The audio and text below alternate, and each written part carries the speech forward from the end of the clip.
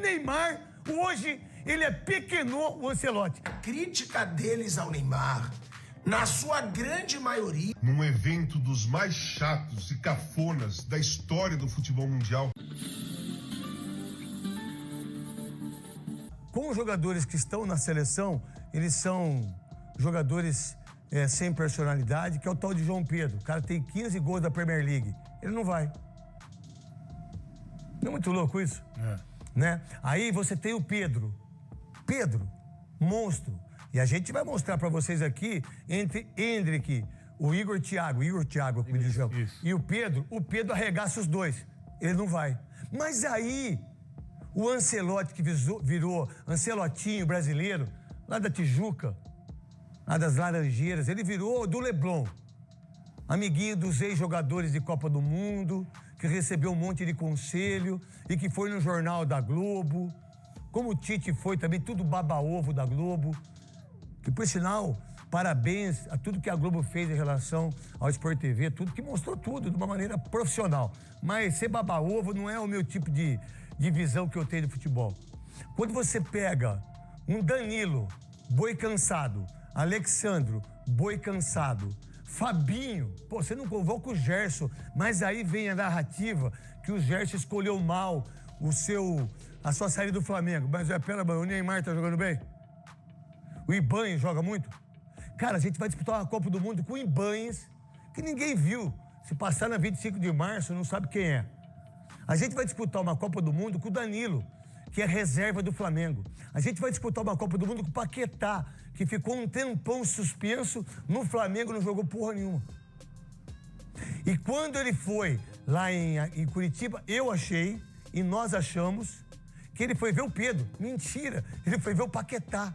Vocês acham que nós vamos ganhar uma Copa do Mundo com o Paquetá de número 10? Então aí que vem a grandeza do Neymar, irmão. Se o Tite convocou o Tyson para oportunizar o Fred machucado, se nas duas Copas foram vendidos 3 bilhões de reais de jogadores que nem estão. Então, como é que o Neymar não vai para a Copa, irmão? Ah, mas o Neymar não vai jogar quarta-feira, gente. Um recado aí para os caras que tem o Neymar como... E ele é mesmo, cara. O treinador da seleção brasileira concordar com uma festa ridícula como a CBF fez. Ridículo. Eu acho ridículo. Você acha o quê da festa? Ah, eu acho que foi muito espalhafatosa, né? Muito ridículo. Espetaculosa. Tá aí. A convocação ontem. Souza. Eu acho que pra você fazer uma festa como essa, você tem que ser, pelo menos, chegado em algumas finais. Se fosse futebol brasileiro, foi a convocação do Neymar. Nada é maior que o Neymar. O Neymar, hoje, ele pequenou o Ancelotti. O que nós falávamos aqui há 4, 5 meses? Que o Ancelotti veio, que ele era o cara, que ele não sei o quê, ia bater no peito, pipocou, entrou na parada e aí fez aquilo que todos os treinadores brasileiros fizeram. O quê? A gente achava que se fosse um treinador brasileiro, Neymar seria o Danilo, o primeiro a ser convocado.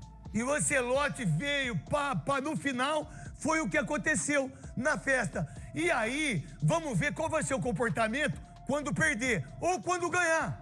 Que pode ganhar e pode perder. Num evento dos mais chatos e cafonas da história do futebol mundial, o Carlo Ancelotti leu a lista dos 26 jogadores que ele escolheu para começar a preparação para a Copa do Mundo. Se nada der errado, são esses caras que vão representar o Brasil, a seleção brasileira na Copa do Mundo. Na lista, eu tive uma surpresa agradável e necessária, que foi a do Everton, goleiro do Grêmio. Tanto o Bento como o Hugo, eles não passam confiança, né? Não passaram confiança. E com as falhas dos últimos jogos que eles tiveram, a comissão técnica, principalmente o Tafarel, deve ter pensado assim, pô, o Alisson tá voltando de contusão, o Ederson também. Cara, esses caras estão falhando. Eu preciso de um terceiro goleiro experiente, acostumado a grandes jogos, né, a grandes decisões e com experiência de Copa do Mundo. E é o Everton do Grêmio, que cansou de ser campeão com o Palmeiras, jogando jogos importantes, e foi a convocação de segurança. A convocação que, se precisar, você tem um cara experiente ali. No meio-campo foi o Fabinho, que eu não convocaria. Não que ele seja um mau jogador. Eu não gosto da característica dele. É um marcador que, quando rouba a bola, toca para o lado, se enfia para trás para fazer um terceiro zagueiro, não coloca dinâmica no jogo, é um volante mais conservador. Da lista de 55, eu prefiro o Andrei Santos, que é mais jovem, bem mais jovem, tem mais dinâmica, mais intensidade, marca, sai pro jogo, se apresenta para fazer gol. Fora da lista, eu levaria o Marlon Freitas, que seria o meu preferido, tá? Lá na frente, o Endrick, para mim não foi surpresa e eu tenho certeza que vai lutar para ser titular da seleção brasileira. Eu acho que o Endrick começa a Copa do Mundo como um camisa 9, porque ganhará a posição nos treinamentos. É forte fisicamente, não desiste da jogada, é um cara que chuta bem de longa distância e tá sempre ali pronto em grandes jogos, já demonstrou isso no Palmeiras e até na seleção brasileira. Então, eu gostei muito da convocação do Endrick e para mim eu não tinha dúvida. Vamos passar para a convocação do Neymar, né? Para aqueles que fizeram lobby pro Neymar ser convocado e aqueles que achavam que o Neymar não merecia, que era o meu caso, acabou. A lista saiu, agora ele vai ter que treinar, vai ter que jogar, vai ter que se apresentar para ter uma chance na seleção brasileira. Começa fora do time titular, é óbvio, porque não tem intensidade, não decidiu um jogo importante desde quando voltou pro Santos, não consegue decidir jogo contra os reservas do Recoleta. Então, tem que se preparar mais para disputar uma vaga. O Ancelotti deixou claro, todo mundo vai ser igual, não tem preferência, não tem privilégio, e que ele tem que se preparar para entrar 20 minutos, 30 minutos, o quanto precisar. E se for bem mesmo, vira titular, mas eu acho muito difícil. Então a convocação foi essa. É uma das seleções mais medianas brasileiras em Copa do Mundo, mas que pode surpreender. Vocês viram que coisa patética que foi o pessoalzinho do UOL se juntando para fazer um linchamento contra a convocação do Neymar para a Copa do Mundo? Eu vou explicar para vocês o que é o UOL.